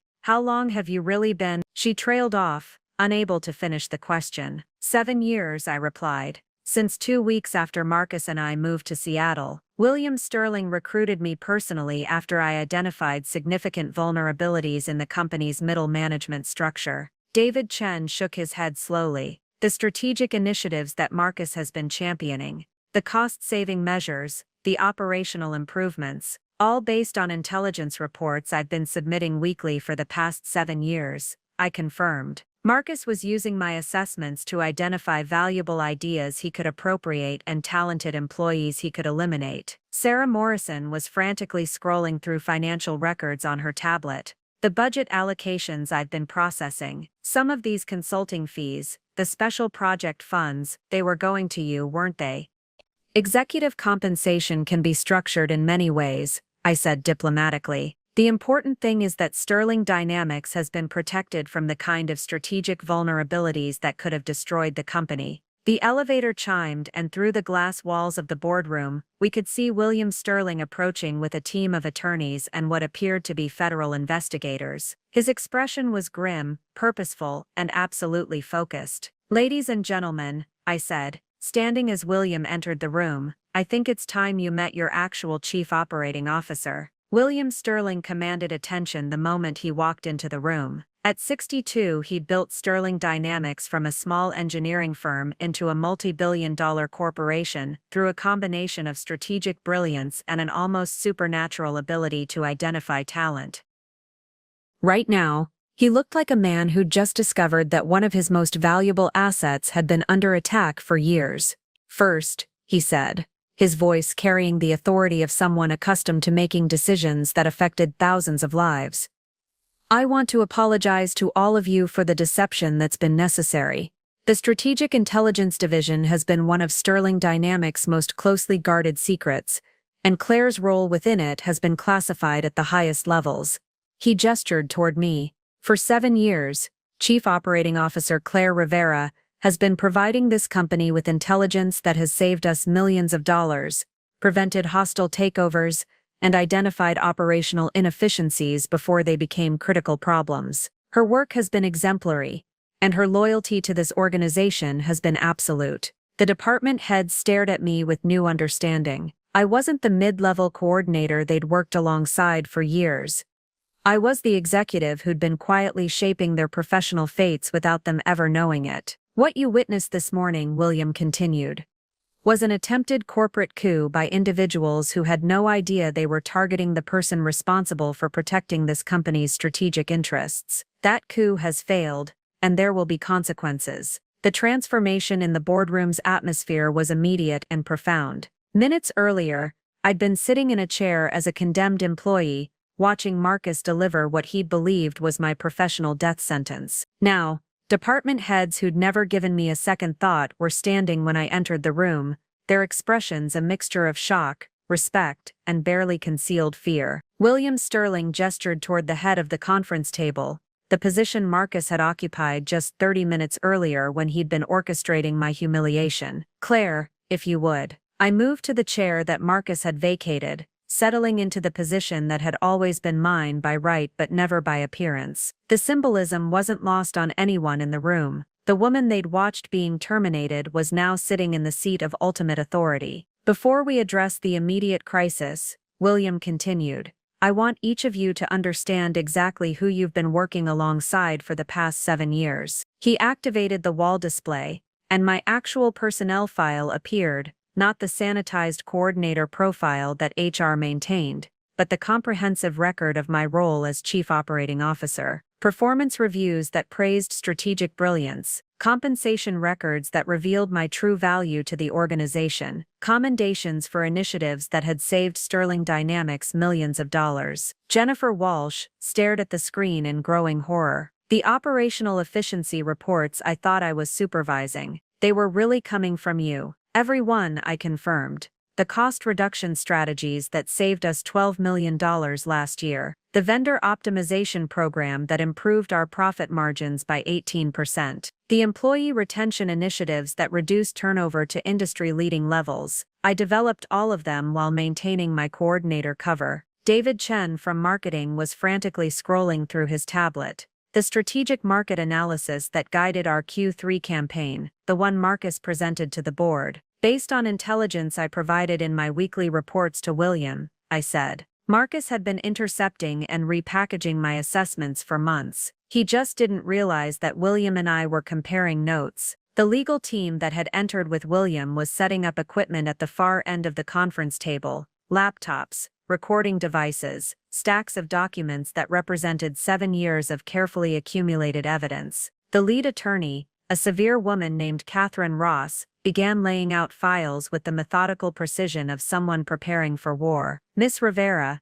Catherine said, we're ready to begin the formal documentation process. The federal investigators will want to review your intelligence reports chronologically, starting with the earliest evidence of fraudulent expense claims. Sarah Morrison's face went pale. Federal investigators, William's expression was grim. When corporate fraud reaches the levels we've documented, it becomes a matter for federal authorities. Marcus Rivera's expense account violations alone exceed $200,000 over the past 2 years. Combined with the intellectual property theft, the fraudulent termination attempt, and the systematic sabotage of company personnel, we're looking at multiple felonies. I opened my laptop and accessed the secure server that contained 7 years of intelligence reports. The files appeared on the wall display, hundreds of documents, thousands of pages of evidence, a comprehensive record of every crime Marcus had committed against Sterling Dynamics and its employees. This is the earliest documentation of Marcus's expense fraud,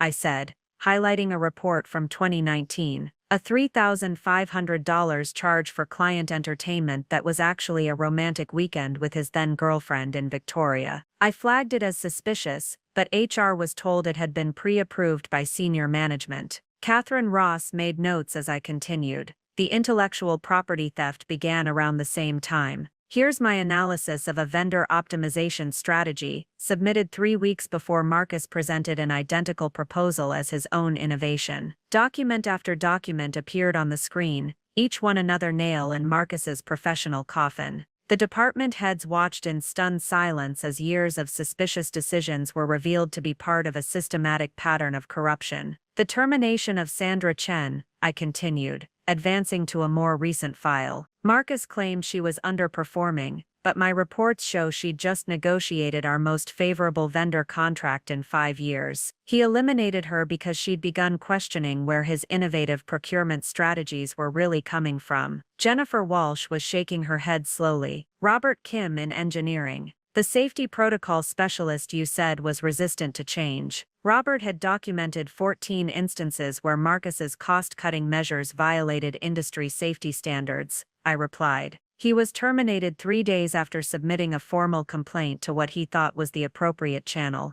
But it was the final series of documents that brought the full scope of Marcus's betrayal into focus. Screenshots of his email conversations with Natasha, planning my termination while conducting their affair on company time and expense accounts. financial records showing how they'd funded their romantic getaways with Sterling Dynamics corporate credit cards, evidence of their systematic campaign to destroy my reputation and eliminate employees who posed threats to Marcus's manufactured success.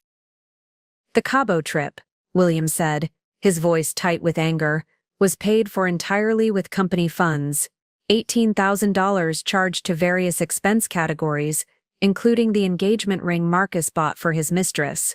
The federal investigator, a quiet man named Agent Morrison, looked up from his notes. Miss Rivera, in your assessment, was this termination attempt the culmination of a long-term plan to eliminate your oversight of Mr. Rivera's activities? Absolutely, I replied. Marcus and Natasha had been planning this for months. They'd identified my position as the primary obstacle to their ability to operate without scrutiny. They just didn't realize that eliminating me would trigger the comprehensive audit that would expose everything they'd been hiding. Catherine Ross activated another display. The termination clause in Miss Rivera's executive contract was specifically designed to prevent exactly this scenario. Any unauthorized attempt to eliminate the chief operating officer automatically activates a full forensic review of all related personnel decisions. The irony was perfect and devastating. Marcus's attempt to fire me had triggered the very investigation that would destroy him. In trying to eliminate his greatest threat, he'd activated the mechanism that would expose all his crimes. William Sterling looked around the table at the assembled department heads. This is why the Strategic Intelligence Division exists. This is why we've maintained operational security around Claire's real role. Corporate fraud at this level can destroy companies, eliminate jobs, devastate communities. We've been protecting Sterling Dynamics from this threat for 7 years. Agent Morrison closed his laptop and looked directly at me. Miss Rivera, based on the evidence you've provided, will be seeking federal charges against both Mr. Rivera and Miss Chen. The scope of the fraud, combined with their use of company resources to conduct personal business, meets the threshold for multiple felonies. I felt a complex mixture of satisfaction and sadness. 7 years of careful planning had led to this moment, the complete destruction of the man I'd once loved, orchestrated by the woman he'd never bothered to understand. There's one more thing, I said, opening a final file on my laptop. Marcus submitted a formal proposal last week to restructure the entire regional operations division. He wanted to eliminate my position and replace it with 3 junior consultants he'd personally selected. William's eyes narrowed. People connected to him personally, his college roommate Natasha's brother, and the son of one of his golf partners, I confirmed. He was planning to dismantle the intelligence operation that had been protecting Sterling Dynamics and replace it with a network of personal loyalists. The silence that followed was profound. Marcus hadn't just been stealing money and taking credit for others' work, he'd been preparing to gut the company's strategic defenses and install his own people in positions of trust. Gentlemen, William said to the federal agents, I think you have everything you need. The forensic audit that followed revealed the true magnitude of Marcus and Natasha's systematic destruction of Sterling Dynamics' integrity. What I'd initially assumed was simple adultery and expense fraud proved to be something far more sophisticated, a coordinated campaign to hollow out the company from within, while enriching themselves and their network of accomplices. Agent Morrison's team worked with surgical precision, following paper trails I'd been documenting for years, but had never seen assembled into a complete picture. The conference room transformed into a war room, with federal accountants, cybersecurity experts, and fraud investigators methodically dismantling 7 years of careful deception. The financial irregularities go beyond personal expense fraud, Agent Morrison announced after 6 hours of intensive review. Mr. Rivera has been systematically steering contracts toward companies owned by his personal associates, collecting what appear to be kickback payments disguised as consulting fees. Sarah Morrison, no relation to the federal agent, looked stricken as she reviewed financial records with new understanding. The Phoenix Technologies contract, she whispered. Marcus insisted we use them for our server upgrades, even though their bid was 30% higher than competitors. He said they offered strategic advantages that justified the cost. Phoenix Technologies is owned by Nathan Forsyth, I confirmed, pulling up the corporate records I'd researched months earlier. Marcus's college roommate and business school study partner. The $2.8 million contract included a project management fees of $280,000, paid directly to a consulting firm that Marcus controls through a shell company. The cyber investigation revealed even more damaging evidence. Natasha had been using her access to Marcus's computer systems to steal intellectual property on a massive scale. Employee proposals, strategic plans, innovative solutions developed by Sterling Dynamics' most talented workers, all systematically copied and sold to competitors through a network of intermediaries. Ms. Chen was running what amounts to a corporate espionage operation, the lead cybersecurity investigator reported. She copied over 15,000 files from various departments, including proprietary engineering designs, customer lists, and strategic planning documents. The data was transmitted to external servers controlled by competing firms. Jennifer Walsh was reviewing personnel files with growing horror. The employees who were terminated over the past 2 years: Sandra Chen, Robert Kim, Maria Santos from product development, they weren't underperforming. They were getting too close to exposing the theft. Every termination Marcus orchestrated was strategically motivated, I confirmed. He eliminated anyone who posed a threat to his operations, or who developed innovations he wanted to steal without attribution. Then he brought in his own people, individuals with personal loyalty to him rather than professional qualifications. The most devastating revelation came when Agent Morrison's team accessed Marcus's personal financial records. The man who'd built his reputation on strategic brilliance and operational efficiency had been bleeding Sterling Dynamics dry to fund a lifestyle that far exceeded his legitimate income. The real estate purchases, the luxury vehicles, the private club memberships, Agent Morrison listed methodically, all funded through fraudulent expense reimbursements, kickback payments, and the sale of stolen intellectual property. We're looking at approximately $1.2 million in provable theft over the past 4 years alone. But it was the discovery of Marcus's succession plan that revealed the true scope of his ambitions. Hidden in encrypted files on his personal laptop was a detailed strategy for taking complete control of Sterling Dynamics through a carefully orchestrated coup. He was planning to force William Sterling into early retirement, Catherine Ross explained, reading from the recovered documents. Create a financial crisis through strategic sabotage, then position himself as the only executive capable of saving the company. The plan included eliminating key personnel like Claire and replacing them with his own network.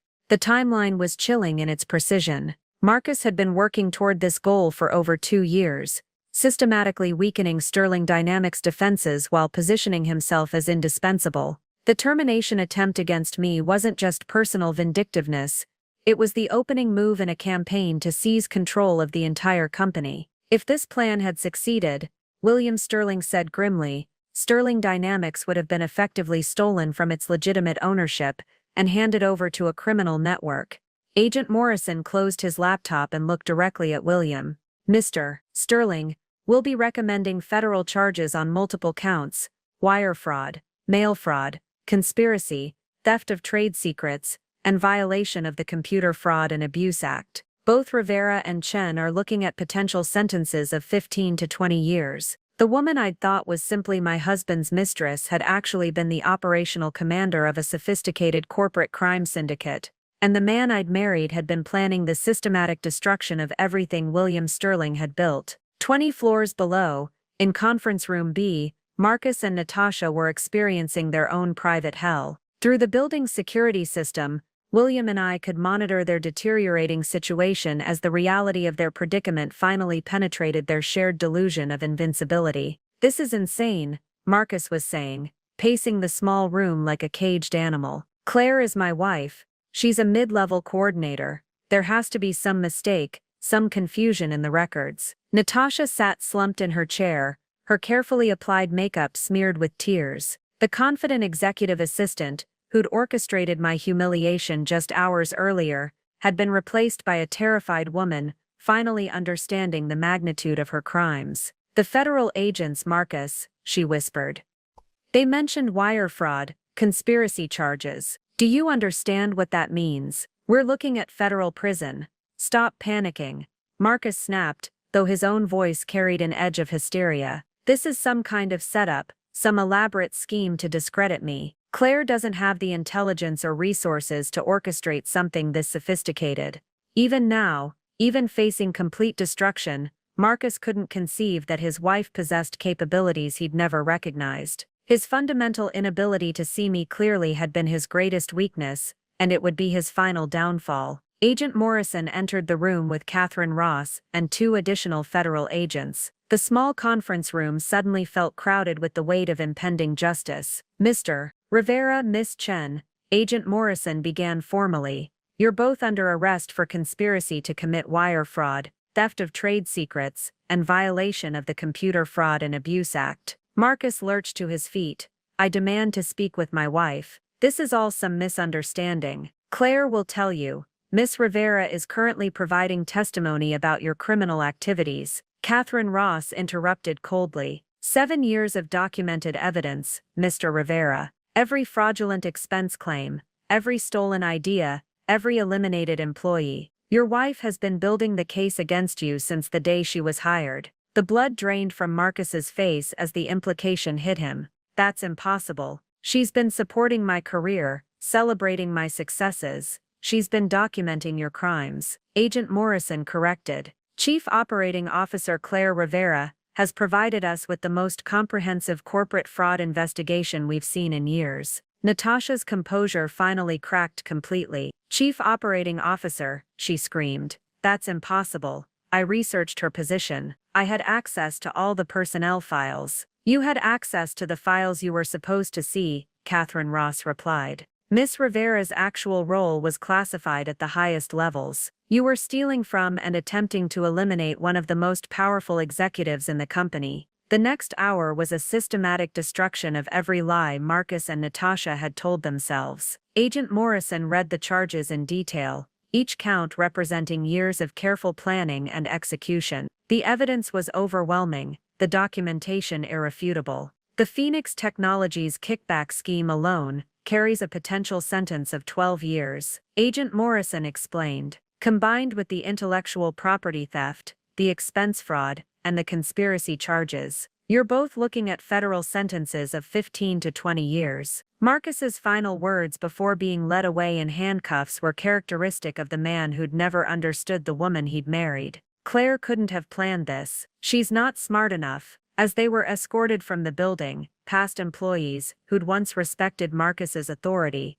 I felt a complex mixture of vindication and loss. The man I'd once loved had been destroyed by his own arrogance, his inability to see that the woman sharing his bed was also shaping his fate. 7 years of strategic patience had culminated in this moment of perfect justice. In the weeks that followed Marcus and Natasha's arrest, Sterling Dynamics underwent the most comprehensive transformation in its corporate history. What had begun as my personal quest for justice evolved into something far more significant, the complete reformation of a company's values and culture. My first official act as publicly acknowledged Chief Operating Officer was to address the entire company. Standing in the main auditorium, facing 800 employees, who'd known me only as a mid-level coordinator, I felt the weight of 7 years of deception finally lifting from my shoulders. Many of you are confused about recent events, I began, my voice carrying clearly through the packed auditorium. You've learned that someone you barely noticed was actually responsible for many of the policies and initiatives that have shaped your work experience here. I want to explain why that deception was necessary, and what it means for our future. The audience was silent, attentive, many faces showing mixtures of shock and recognition as they processed the revelation. Sandra Chen, whom I'd quietly helped secure a position at our partner company after Marcus terminated her, sat in the front row with a knowing smile. For 7 years, I've been documenting systematic fraud, intellectual property theft, and the deliberate sabotage of talented employees. The Strategic Intelligence Division existed to protect Sterling Dynamics from internal threats that could have destroyed everything we've built together. I outlined the scope of Marcus's crimes without sensationalizing them. The stolen innovations, the fraudulent expenses, the kickback schemes, the planned corporate coup. The employees deserved to understand how close they'd come to losing everything to a criminal conspiracy. The Trevenise Igdibernis Marcas, The Trevenise Dibbernis de Matapates. But this company's strength was never in any single executive, I continued. It was in people like Sandra Chen, who negotiated vendor contracts that saved us millions. Robert Kim, whose safety protocols protected lives. Maria Santos, whose product innovations drove our success. All people that the previous management tried to eliminate because their integrity threatened fraudulent operations. The applause that followed was spontaneous and sustained. These were employees who'd watched talented colleagues disappear, who'd seen good ideas attributed to the wrong people, who'd sensed something was wrong but couldn't identify the source. Over the following months, we implemented changes that went far beyond replacing corrupt executives. The entire organizational structure was reformed to ensure transparency and accountability. Anonymous reporting systems were established to prevent future fraud. Most importantly, we created pathways for innovation and recognition that couldn't be manipulated by office politics. Robert Kim returned as Chief Safety Officer, bringing with him safety protocols that became industry standards. Sandra Chen became our Director of Strategic Partnerships, her vendor relationship expertise saving the company additional millions. Maria Santos was promoted to head our new product innovation division.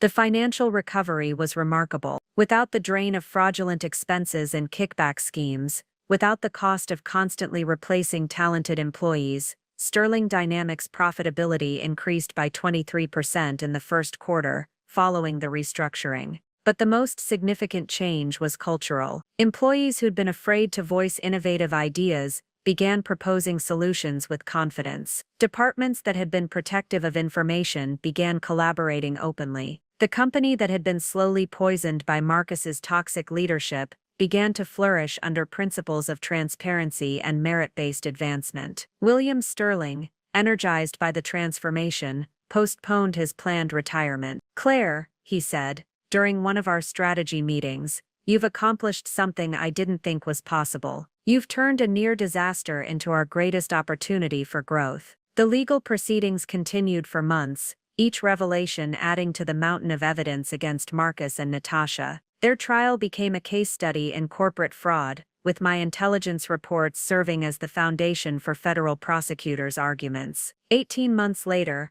I stood in the same boardroom where Marcus had attempted my professional execution, reading the final verdict that would close this chapter of my life forever. The federal jury had deliberated for less than 4 hours before finding both Marcus and Natasha guilty on all counts. Marcus received 22 years in federal prison. Natasha got 18 years. The judge, in her sentencing remarks, called their scheme one of the most comprehensive corporate fraud cases in recent memory, citing the systematic nature of their crimes and the devastating impact on innocent employees. I felt no satisfaction in their destruction, only a profound sense of closure. The woman who'd endured 7 years of strategic deception could finally emerge fully into the light. My grandmother's unfinished letter remained framed on my office wall, the real office now, the executive suite that reflected my actual role rather than the careful camouflage I'd maintained for so long. "Don't let anyone make you smaller than you are," she'd written,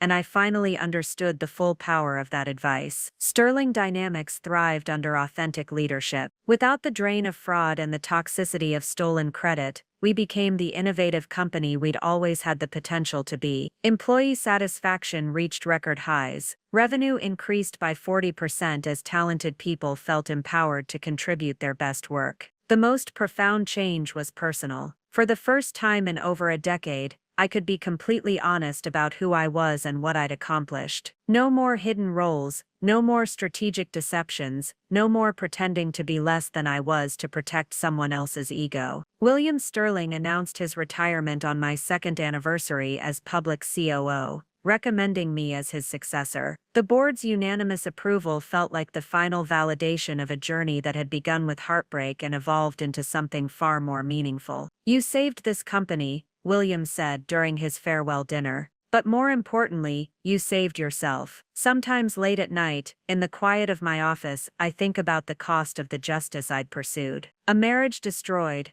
a life rebuilt, 7 years of careful strategy finally bearing fruit. Marcus had been right about one thing. I had been content with mediocrity, at least the version of myself I'd allowed him to see. The woman who emerged from his ashes was someone he'd never had the wisdom to recognize, stronger, more capable, and infinitely more dangerous than he'd ever imagined. My grandmother would have been proud. I'd finally stopped letting anyone make me smaller than I was, and I was exactly as large as I'd always been meant to be. Up next, you've got 2 more standout stories right on your screen. If this one hit the mark, you won't want to pass these up. Just click and check them out. And don't forget to subscribe and turn on the notification bell so you don't miss any upload from us.